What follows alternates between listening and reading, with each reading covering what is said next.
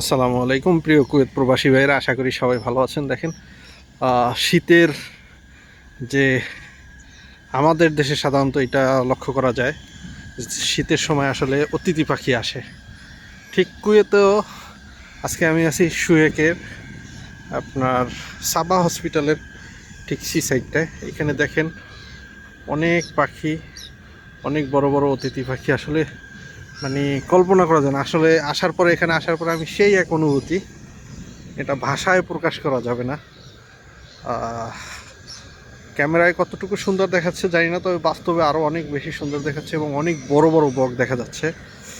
আপনারা কতটুকু দেখতে পাচ্ছেন জানি না। দেখেন খুবই সুন্দর একটা আবহাওয়া, খুবই সুন্দর একটা পরিবেশ।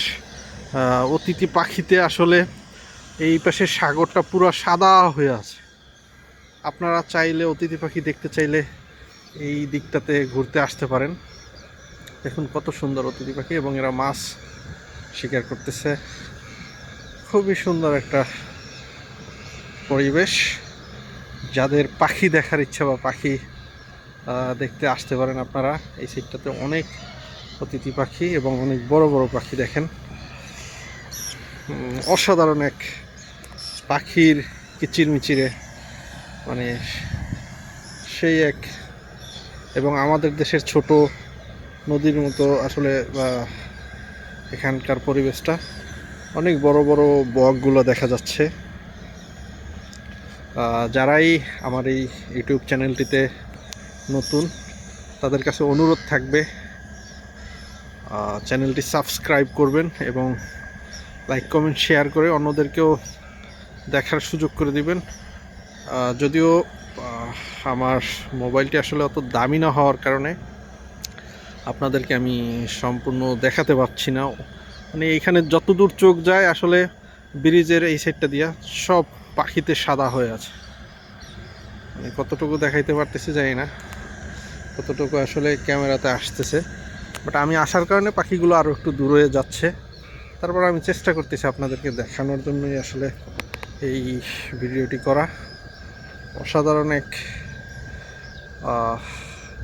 অনুভূতি, এবং অনেক বড় বড় বক, যেগুলো আসলে আমাদের দেশে বক নামে পরিচিত, সাদা বক। দেখেন এখানে, এবং এই সাইডটা দিয়ে ব্রিজ আসলে দূরে দেখা যাচ্ছে, এবং ব্রিজের ওইদিকে যত সাদা দেখতেছেন এগুলো সব আসলে পাখি, অতিথি পাখি। এবং দেখুন সেই সুন্দর এক দৃশ্য। যদিও এটা সাগর, কিন্তু এখন ভাটার কারণে আসলে সাগরটি শুকিয়ে গেছে। আবার হয়তোবা জোয়ারের সময় যখন পানি আসবে, জোয়ার আসবে, তখন আসলে পানিতে ভরা থাকবে। অসাধারণ এক দৃশ্য, পাখির কিচিরমিচির, এবং পাখিতে আসলে দেখেন একসাথে কত পাখি। ভিডিওটি দেখলে কাইন্ডলি শেয়ার করার অনুরোধ রইল। লাইক কমেন্ট শেয়ার করবেন, সাবস্ক্রাইব করবেন চ্যানেলটি, এবং ইউটিউব চ্যানেলটিকে শেয়ার করে পাশে থাকার অনুরোধ রইল। এটা কুয়েতে আসলে আমি এই প্রথম আসলে এত পরিমাণ পাখি কুয়েতে দেখছি। আপনারা কুয়েতে এরকম এত পরিমাণ শীতকালীন পাখি আসলে দেখছেন কিনা কাইন্ডলি কমেন্ট করে জানাতে পারেন। দেখেন এইখানটায় দেখেন কত বড় বড় এক একটা সাদা বক। আমাদের এলাকাতে আসলে বক নামে পরিচিত। আপনারা কী নামে ডাকেন আপনারাও বলতে পারেন।